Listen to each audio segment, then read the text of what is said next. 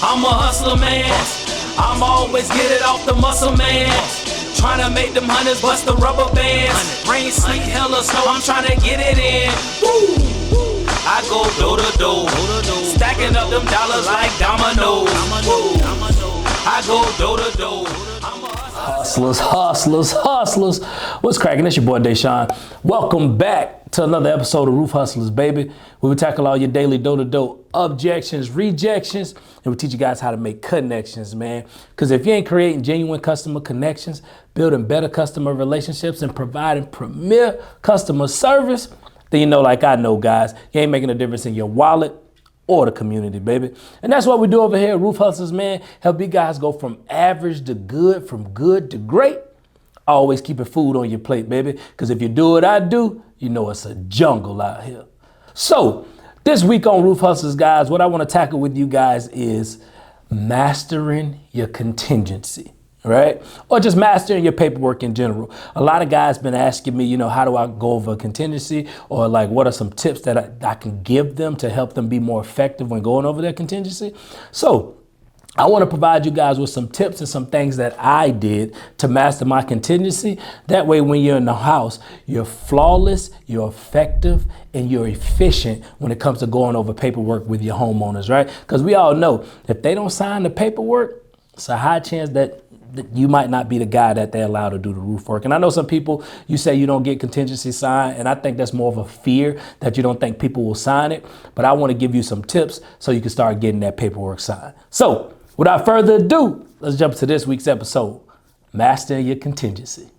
The first tip on mastering your contingency, guys, is I want you to be mindful of this. It's your job to simplify the complicated verbiage on a contingency. So my first year in the industry, what I did was I took my contingency that my company gave me and I read it word for word, right? Then what I did was I went back over all that complicated stuff and I wrote it out in simplified terms in ways that I understood it. So if there's a big old complicated paragraph and the main topic was, hey, if we get you approved, we want to be the guys that do the roof work, that's what I would write out. And I would do that for all 5, checkpoints on the contingency. And then what I would do is when I was sitting in front of my homeowner, I would have my copy in front of me, and then I would put another copy in front of my homeowner. And then I would say, hey, we got the same paperwork. If you want to read it, be my guest, but I'm just going to simplify it for you. And majority of my homeowners never read the paperwork. They just allowed me to break it down for them, right? So that's the first tip I got for you guys. Simplify the complicated verbiage.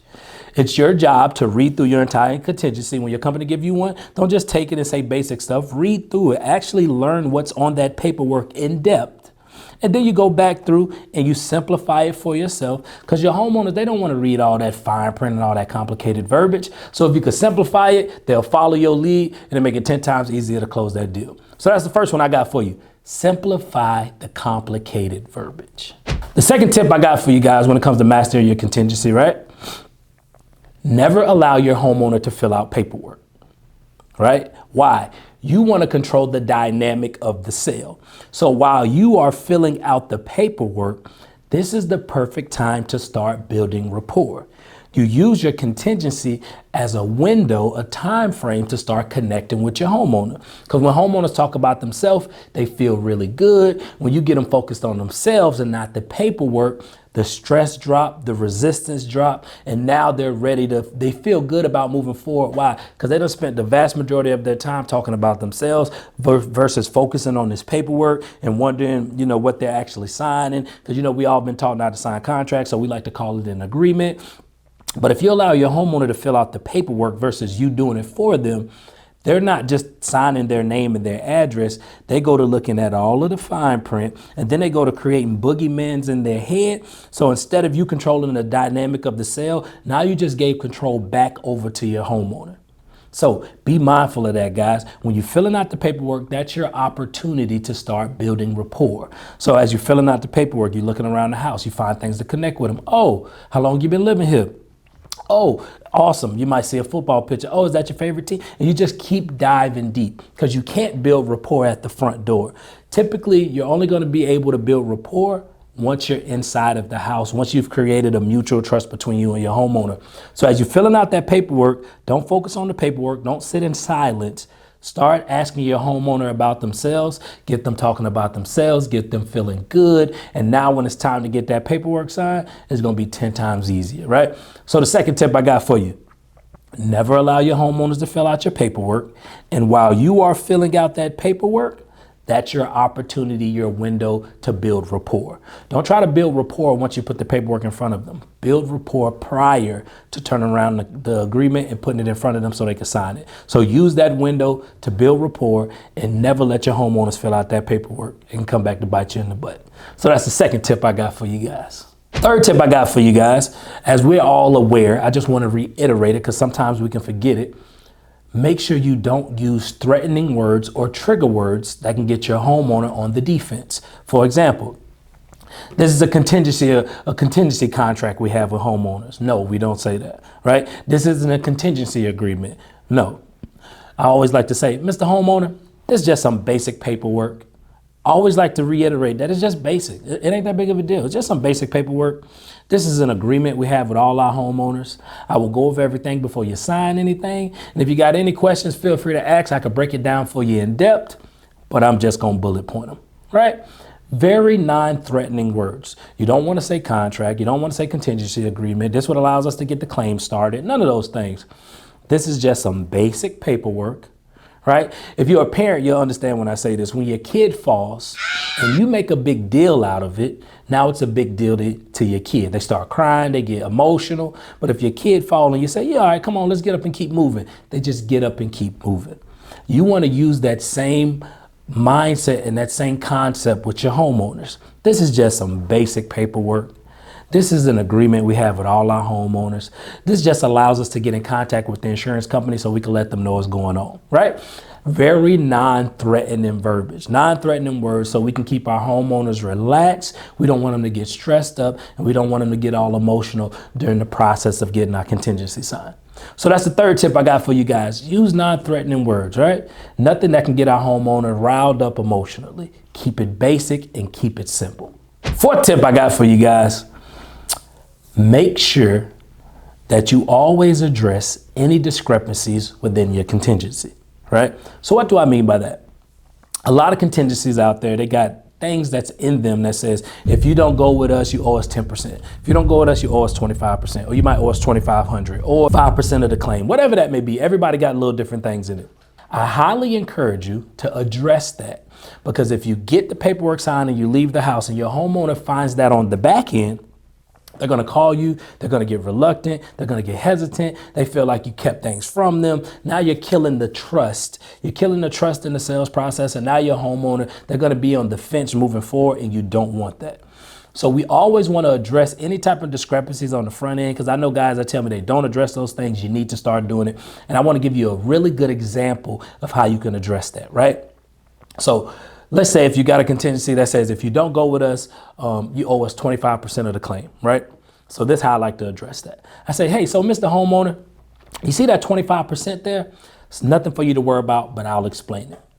In the event, let's say I get you approved and you take the check and you try to go on vacation, or maybe you try to find another contractor to do the roof work, right?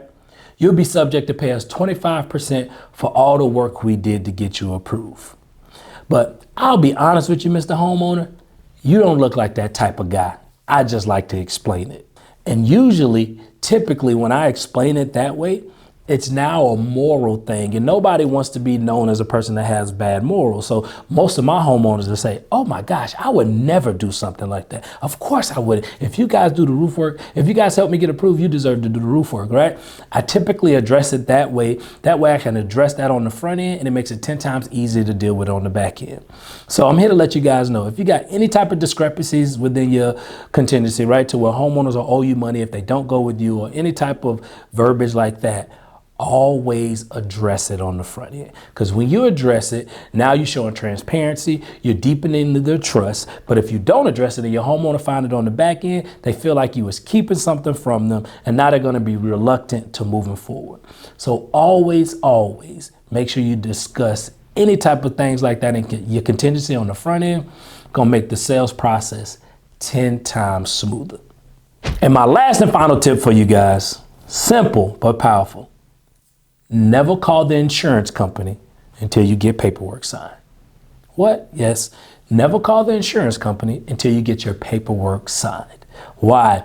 Because I've seen situations with some of my past sales rep, well, they'll get the claim started and then the homeowner don't want to sign paperwork. Why? Because we already helped them get the claim started. We already gave them all the information that they need, told them the storm date, all of these things. Now they're reluctant and they're like, well, I want to wait till the insurance company to see what they say before I get paperwork signed. And now now I like to call it hustling backwards, right? You done shot yourself in the foot. So it's a very simple tip, but it's powerful. Never call that insurance company until you get the paperwork signed. And I promise you, if you operate with that process and these dynamics and these tips, it's going to be 10 times easier for you to get paperwork signed, and it's going to make your sales process 10 times smoother. All right? So those are some tips on mastering your contingency and having a smooth process when it comes to getting paperwork filled out. All right? First thing, simplify all of the complicated words. Go through there, read through your entire contingency and break it down to simple words so you can understand it and you can pass along that information to your homeowner so it's easier for them to digest. All right? Second thing, always fill out your own paperwork and use that window to build rapport with your homeowner. Right? Never let your homeowners fill out the paperwork. It can put you at a disadvantage because they can read ahead and you can shoot yourself in the foot. Third tip, don't use threatening words, right? Use simple stuff, basic paperwork. This is an agreement, right? You know what I mean? Just simple words that are non-threatening. We don't want to get our homeowners emotionally riled up, right? I just need your signature at the bottom or need your Hancock at the bottom, right? I just need you to initial this at the bottom. Just simple words so homeowners aren't getting emotionally riled up. Fourth one, make sure you address any discrepancies within your contingency. Make sure you address all of the stuff that they can find out once you leave. Address it ahead of time. That way you display high levels of transparency and you deepen in the trust. And last but not least, guys, last and final tip, always get paperwork signed first, then you call your insurance company.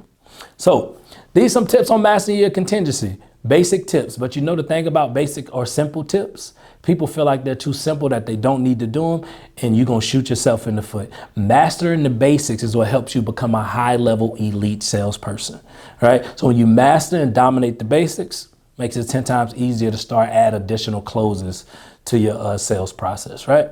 So if you got some value out of the day, please do us a huge favor. Leave us some comments down in the comment box. We do pay attention to those, and we always appreciate those, right? Make sure if there's any topics that you want us to cover, shoot us an email, Deshaun@roofhustlers.com. We changed the email. That's Deshaun@roofhustlers.com. Make sure you go follow us over on Instagram @roofhustlers, TikTok @roofhustlers, and on Facebook, Deshaun Bryant. We always appreciate connecting with you guys and conversing with you guys, because without y'all, the brand wouldn't be where it's at. So make sure y'all holler at your boy. And as always, baby, hustle hard, hustle smart, and don't be afraid to bogart. Hustlers, I'm out.